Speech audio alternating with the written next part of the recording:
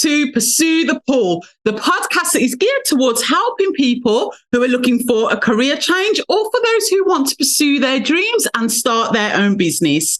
Now, how do we differ from all of the other inspirational podcasts out there? Well, what we do is we interview people from a range of different industries. So if you want to set up your own marketing agency, your own yoga studio, your own restaurant, whatever it might be, we have someone specific from that industry to tell you how to get started, the highs and lows, and most importantly, the truth. Now, we are one group, one community, and we have all of the answers. I am your host, Stacey Bevan, and today I have an amazing guest. Her name is Sabina, and she is the founder and CEO of Sabina Makeup Artists. Now, first of all, thank you so much for joining us, Sabina. We really appreciate you being here. You're welcome. Thanks for having me. Good. So, look, before we go into the questions that have been devised by our audience, I just want to give the audience a little bit of background into what it is that you actually do. So, your company began 18 years ago, starting off in Bridal, where an ad in the paper was the only way to advertise. I remember those days, they were brutal. But very quickly, you moved into the commercial industry, working on the likes of magazine editorials, TV, music videos, red carpet events, brand content, and beauty writing. Now, your experience in all of these fields have been so valuable. They've enabled you to adapt to different environments and people in the industry, such as working with personalities from Made in Chelsea, Coronation Street, music artists, and brands like Rimmel London and Art Deco. Now, with a husband and two young boys, you keep your work a lot more local, with your main client being Tu Clothing for Sainsbury's and My Beautiful Brides. Now, that's not to say you don't enjoy a change of scenery sometimes and reach out to find new opportunities. Now, you offer services across the board, from bridal makeup to personalised one-to-one sessions, to industry hair and makeup, and you're currently exploring opportunities within the education setting, having done a seminar at Bournemouth University with plans to return to advise and assess the students' work next year. So this is great. Look, let's just jump into the first question, because I'm eager to know how this all got started and your background. So tell me, what is your background? Where did it all start? Did you go into work and then decide to go it alone? Or how did it all come about? To be honest, I have had quite a colourful work history. I was working from the age of 14, 15. I left school, carried on working. So I've always kind of worked in corporate settings, marketing. I've worked in juvenile prisons, I've worked at homeless hostels, I have worked at car sales, I have done so many various jobs. But the one thing I always came back to was my obsession with makeup. And I just never at the time considered it ever being a career or something I could actually make money from. So I would literally spend any money I had on, the likes of Vogue, Marie Claire, Harper's Bazaar, which, as you know, cost a ton per magazine. Yes. And I'd literally flick through to the editorials and I'd just study them and I'd just try and figure out how they created that look and how they did the blend. But little did I know at the time about the art of editing. But yeah, it's just something I always loved. And then my now husband back in the day was like, why don't you look into training in it and actually doing something with it? So he actually gave me the push. And I was just like, yeah, do you know what? You're right. So it just kind of evolved from there. But I worked full time for a lot of the first kind of few years. And it's only been the last 8 to 10 years that I've been doing it full time. Wow. Okay. And did you have kind of, because tell us about that transition from going from employment to then starting up on your own, because this is where a lot of people have a lot of fear. They're really unsure about this part. So did you have a plan, or did you just drive straight into it? Did you need funding, or how did that transition happen? To be honest, like I say, for a long time, it was more of kind of like a side gig for me. So I was working full time and then I was spending evenings and weekends doing makeup. And if I was fortunate enough to get given an opportunity in kind of the fashion industry, a lot of those are midweek in the day. So I'd take holiday. and I'd go and do it. And a lot of the time it was free work. I'd worked for free a lot in the fashion industry initially, but I just wanted to gain that experience. So a lot of holiday was used, a lot of my weekends. At the time we had no kids, so I could kind of just do that a lot easier. But where the transition was I was working for a company that was slowly kind of closing down, and I got made redundant, and it kind of fell in line with the time that we were getting married. So I decided to just throw myself in. And I was like, I'm kind of being made redundant. I don't know if I want to look for another job that's been as flexible as what that particular job had been. I was busy planning my wedding. My husband was kind of working for himself and was able to support me, fortunately. So I was just like, right, let's do this. Let's just go. And I didn't know if I was going to get the work. I didn't know if I was going to get enough work, but I just threw caution to the wind and did it. So you started kind of gradually while you was in the job, started kind of, working with different clients and so on, but then you really say that, you made that transition and didn't know if you would have or gain any clients, or that must have been quite scary. So how did you overcome that fear? And that's, I think when you're doing a job that you absolutely love, and it's something that doesn't feel like a job, I know that sounds so cliche, and at the time kind of felt more like a hobby. It didn't even really cross my mind about, it wasn't necessarily a fear of whether I'd get work or not. To me, it wasn't really an option. So I was, paying for ads in the paper for bridal work, which I only did a handful of times before actually word of mouth got around, because 18 years ago, there wasn't too many makeup artists around. So I was quite fortunate in that sense. The fashion industry is different. It is massive on networking, but we didn't have the likes of Instagram and whatnot. So I was emailing people all day long and like connecting with photographers to work with them for free just to get the portfolio up. And it's a very visual industry. So when people can see that you're capable of creating a certain look or concept, then it's very quick to then start getting the bookings coming through, because it's just visual a lot of the time. It wasn't really a question. I was just so determined. I was emailing people. You have to have a knack for knowing who to get to, who books the makeup artist, and that's who you've got to get to. So I was thinking it was a lot of kind of teaching myself along the way. And when I think back, I'm not entirely sure how I did it. So how did you get that first client? Was it the newspaper ads that worked, or it was? My first ever client was, so I kind of advertised while I was still, because I did a couple of evening courses at Barnfield College, which was in Luton, because like I said, I was working full time as well. So I just did evening courses. And during those, because I had a knack for makeup, so I learned obviously what I learned at the college, but I was quite self-taught as well. So I like I said, I kind of just took the risk. I put an ad in the paper.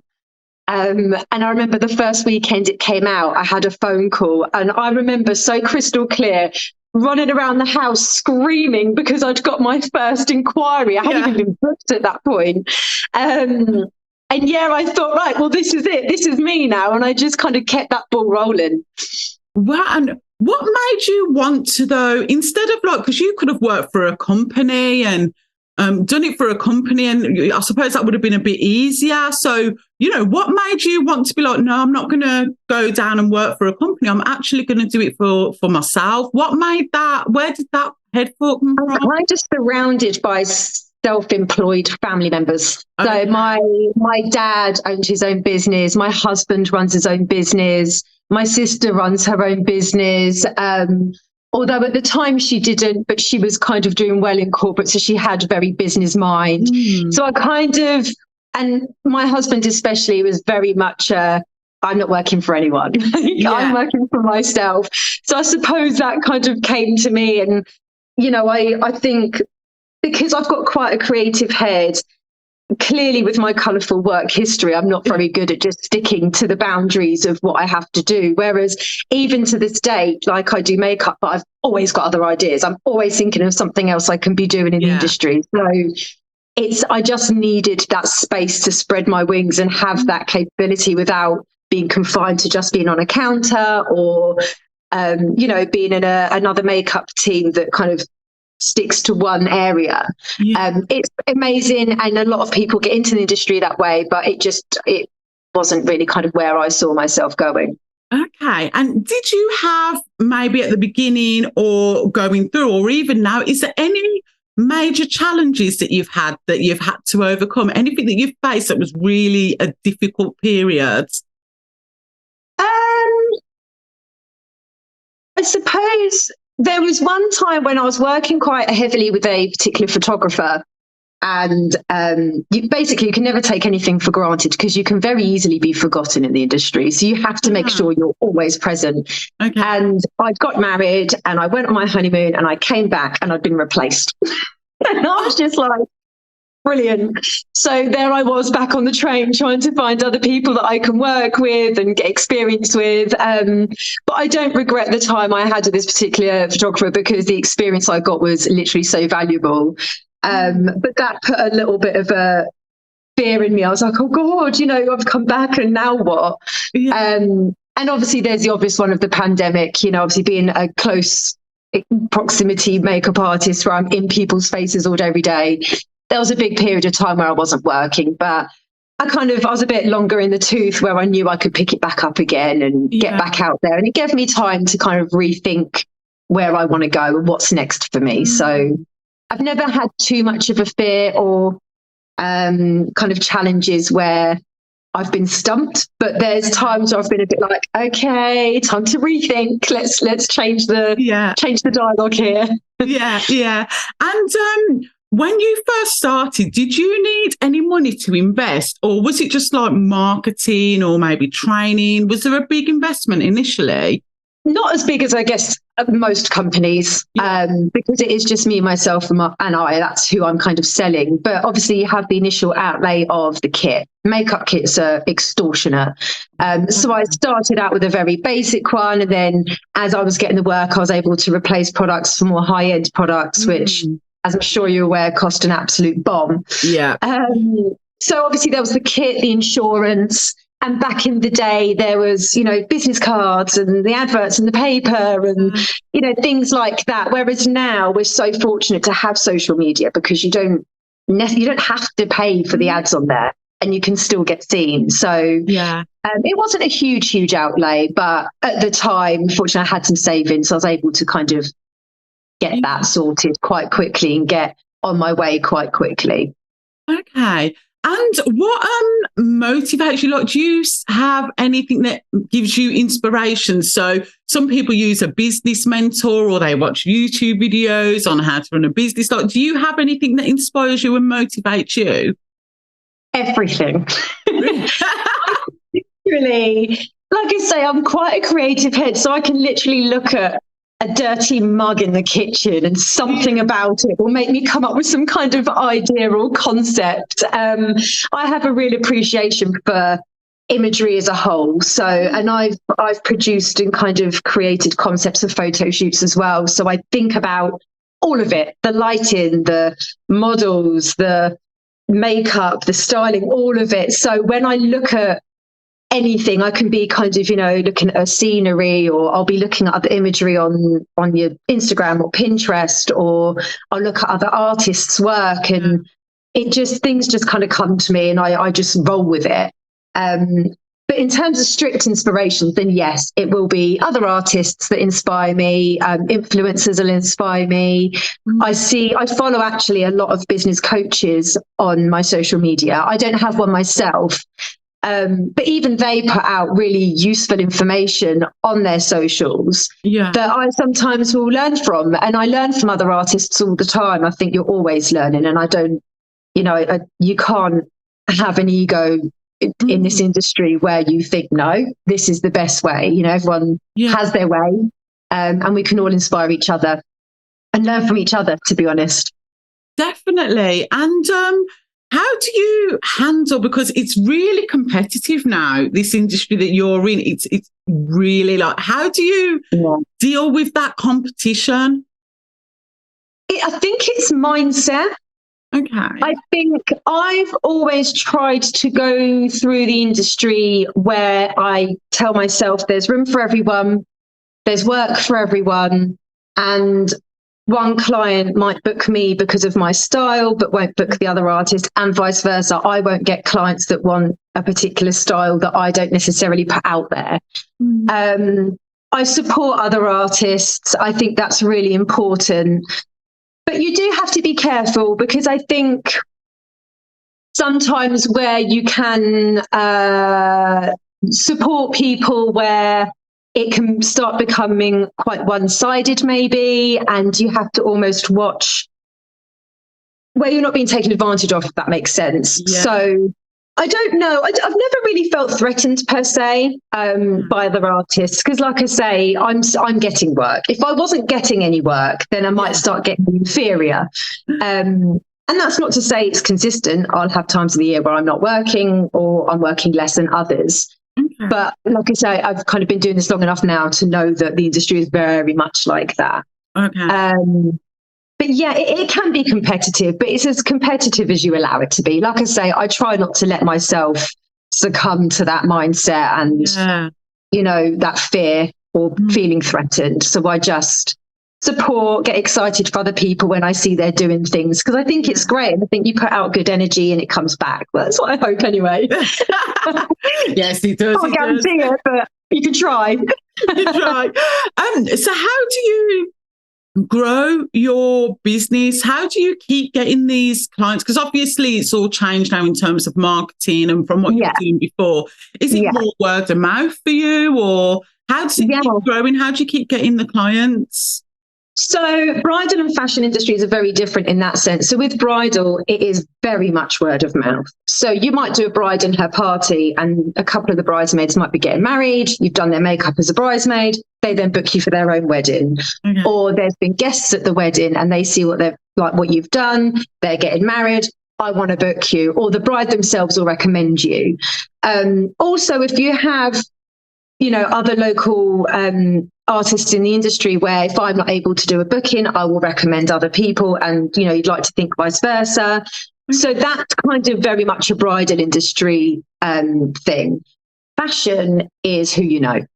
It's very much a who you know industry. So it kind of snowballs. You work with one photographer, you kind of build a good rapport and a good energy, and they like what you do. They might then get another project and pull you in on it. Or they might put you in touch with other people or recommend you to other people. So it is, you kind of have to know someone, and then it kind of takes off from there. So yeah, it's very different in that sense. Okay, so from the fashion side, you know, this is where you said you were doing things for free for photographers and so on, and that was to build that relationship and credibility, I suppose. So is that is the way to enter the fashion industry, would you say? So if someone wanted to do exactly what it is that you're doing, like, what advice would you give them in terms of how to get these clients and how to grow? And do you know, it's quite a difficult one because times really have changed. Okay. I was very much in the mindset of, if I do these jobs for free initially to get a good portfolio behind me, then that's going to set me off. And I would give that advice to anyone now. If you find a photographer that you can buddy up with, or if you're a makeup artist, find a hairstylist that you can buddy up with, you'll find that, you know, you can kind of get experiences. But I do think now people are a lot more, what's the word? Not even expectant, I don't know if that's the right word, but people just have this superiority about them where, well, I should be paid, it's my time, which is true. And I fully agree with that. But I think people will start to pay you when they see that you're worthy of being paid. That sounds ridiculous as well. I don't even know how to word it. But do you see what I mean? I just think kind of you've got to start somewhere and you've got to almost prove yourself. Yeah. If you get paid from the first job, well done you, crack on. I think that's brilliant. Yeah. But I do think, like, if you're struggling and you're not able to kind of get the bookings, then maybe take a rethink and maybe find someone that will give you a portfolio, or, you know, do some experimental creative makeups or whatever it is that you want to find as your niche, and create the portfolio. Your portfolio is everything. That is your selling point. That is what people will look at when they're wanting to book a makeup artist. Oh, okay. And Yeah. so what advice would you give, and this is kind of coming into the last section, but what advice would you give for people that do want to start their own business? They want to come out of employment. They want to do that transition that you did. You did it kind of where you were trying to get clients at the Quite same gradual, time. yeah. Yeah, you did it quite gradual. So would you advise that to other people? And like I say, there's a lot of people that are scared, they have families, they don't have money, and you know, it's really difficult. But so what advice would you give to these people that want to start their own business? Firstly, make sure it's something that you absolutely love, because you will never stop thinking about it. Like, you don't switch off from it. You will be eating your dinner thinking about something you need to do or haven't done or want to do or whatever it might be. So you will never switch off from your work, because when you work for yourself, it is essentially usually doing something that you love and that is a passion. So first and foremost, make sure whatever it is you're wanting to throw yourself into is something you genuinely love. Is that how you knew that this was the right path for you, because of those feelings that you had? Yeah, absolutely. Like my obsession with makeup, and it wasn't even with the products themselves, it was the art of makeup is what I'm obsessed with. Yeah. So it wasn't necessarily knowing every single ingredient in every single product or that side of it. It was more the art of it that I was obsessed with. And like I say, the imagery as a whole. So I don't ever switch off. I don't think creative minds ever really switch off. Yeah. And even like I say, my husband, my dad, I've seen how they never switch off. They might get a couple of hours at obscure times of the day they can have to themselves, but they're working through the night, they're working at the weekends. And so make sure it's something that you love. If you can do it gradually, then again, it's always nice to maybe dip your toe in, test the market, find your niche, get yourself involved in the community somehow in the industry. So if you know local people that are doing it, what it is that you want to do, speak to them, ask them questions. If they don't want to answer because they feel threatened, move on to the next person, because someone will happily help you in terms of where to get started and getting yourself known and maybe getting some experience with them. Yeah. So know your industry, especially before you throw yourself headfirst into it. And you said that you'd done some training courses. Like, what did you do? So I did 2 training courses, and like I said, they were just evening courses. And the reason I did them initially was because I thought, and this is how naive I was, I thought I had to do them in order to be a makeup artist. I thought when I book a job, people are going to want to see my qualifications. No one wants to see your qualification. Like I say, your portfolio is your selling. If they can see you can do a makeup, that's all they need to know. Yeah. So I did a general beauty course. So I learned makeup, and I did brow tinting and lash tinting and facials. And then the second one was photographic and fashion makeup. So that kind of gave me a bit more of an eye-opening into the world of that I wanted to step into. But then I just went away and just practiced all the time on my sister, on family, on friends. Yeah. And a lot of the way, I've never done a course since. So it's kind of, I watch other artists, I watch other people, and I learn. I learn by watching, for sure. Yeah, definitely. And just like the last question, if you could give some advice, because this is one of the biggest things that we have in terms of, people really do have this fear, and they're just, it's difficult for them to kind of overcome that fear and just go for it. I mean, what advice would you give? Because it is scary starting your own business. It's you're on your own, essentially, aren't you? It is really scary. It is really scary. I just think you almost need to make sure that you have a plan B. Okay. I know not everyone would say that, because I think some have, actually. Yeah, I just think kind of, like I say, dip your toe in if you know it's a risky. It depends on what the industry is, to be honest. I think if you're doing like a freelance service and it's like a trade and it's just yourself, I think it's easier to throw yourself in than if you're having overheads like business, like buildings and staff and things like that. Yeah. That's a whole different ballgame that I wouldn't even know where to start myself. Yeah. But if you are your selling point and you are the service, what advice would I give for those that have fear? just do it. Literally just do it. If you love it enough, just do it. Just throw yourself at it. Have a plan B, but don't focus on that, because otherwise you'll never push yourself forward enough to make a success of plan A. Yeah. To kind of just be safe, have some savings behind you, make sure that you're in a secure enough situation where you've got that flexibility to just give it 6 months, give it a year and see how you get on. And then, take it from there. But I don't know. I just get up and go. Just go get them. Get up and go. And consistency, just get up and go. And consistency is key, right? So it's massively, because massively. Because I think when you, especially, obviously I'm kind of talking from my perspective, when you get your job or when you get your first booking or second booking, don't just then sit back and think, okay, great, this is all just going to come to me. Work will not come to you. You have to go and get the work, which is why when I said earlier, I would sit for days emailing people, emailing so many people for opportunities, and sometimes creating an idea and putting it to them and being like, so I'm a makeup artist, but I can do this and I can do that. And before I knew it, I booked a jewelry client because I'd sold to her that I have a whole team. I can come up with a concept for your jewelry. We did a whole campaign shoot for her. I'd never done that before in my life, but I just threw all my confidence into this.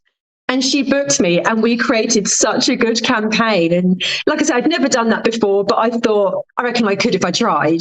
And I just threw myself at her and I just sold this whole idea to her and she was on board. And I was like, well, if you trust me, I've got to trust myself. So I just did it. It's just risk taking, isn't it? Yeah. And last question, because sorry, I'm asking more questions. I know, I'm sorry, but I'm really loving what the insight that you're giving. And I just want to know, because you've got some like big clients, big companies.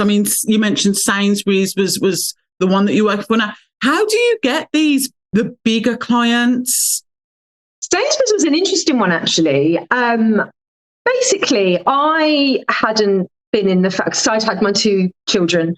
Yeah. So while I had those, I didn't kind of do so much fashion work because a lot of it was going to London. I never knew what time I'd be back. They were long days. So I thought I can't do that with 2 young children. Mm. So I took a step back. And then when my first had got to an age where he was going to preschool and I thought I've got some time on my hands here, I literally sat one day and I remember I was having a coffee with a friend and I was like, I just wish there was fashion or e-com somewhere where I could work in their studios locally. I kid you not, a couple of days later, I had a phone call because 2 Clothing was setting up a studio 10 minutes down the road from where I live and wanted me to come in and test, because what they'd done is searched for fashion makeup artists in the area. Okay. I'd come up, they'd seen my work, what I'd done previously, got the phone call, and I've been there ever since. It's been 5 years this year that I've been there. Wow. It was insane. That's insane. It's like you manifested that. Yeah. And speaking to the guys at the studio, a lot of the photographers and stylists have been on the circuit of other studios for, say, F&F at Tesco's or Harvey Nichols, and I'm learning that all these places aren't too far from me. They're all within about an hour. So I'm just like, okay, noted. Yeah. Maybe if one day I want to kind of reach out, I know I have the opportunity to do that. Yeah, and I think we mentioned Made in Chelsea as well, and shows like that. Was that you targeting them, or was it the same kind of? How did I get this? So fortunately, the photographer that I'd worked quite a lot with, she was down in kind of Surrey way, so I'd be going down to hers 3-4 times a week, which is a good 2-3 hour drive at that time of the morning, every morning. And she had a lot of connections. She was making waves in the industry, and being her makeup artist at the time, I rode that wave with her. So I have her to thank for that. She brought a lot of kind of jobs to my door that I wouldn't have been able to get without her. So I'm forever grateful for that. And then again, once you kind of start doing those jobs, you get talking to the people on set, you introduce yourself, and then another job comes in, and it spirals. You can never just kind of sit back and just be on your phone when you're on a job like that. When it's something quite new, you have to kind of do your bit. You have to network. Yeah. So it seems like the relationship with photographers is key. Massive. Wow. Massive. And I've got I've got a couple of good relationships with photographers, one in particular from Sainsbury's. So I met him at the studio, and him and a stylist will regularly get together, come up with concepts. We create a photo shoot, and then we get them submitted to magazines and get them published. And again, it's just, no one gets paid for that, but we do it because it's good for the soul. And it gets seen and people like it. Yeah, it's promotion at the end of the day, and no one's really losing out on anything. You're just gaining. So yeah, it's just another way to kind of promote what you can do. Oh, I love it. Look, you have given us so much information. Thank you so much. It's been an absolute pleasure having you on. I really appreciate you taking the time out. It's been great. No problem. It's been amazing. Thanks so much for having me. Oh, thank you. Have a great day. And you. Take care. Thank you. Bye. Bye.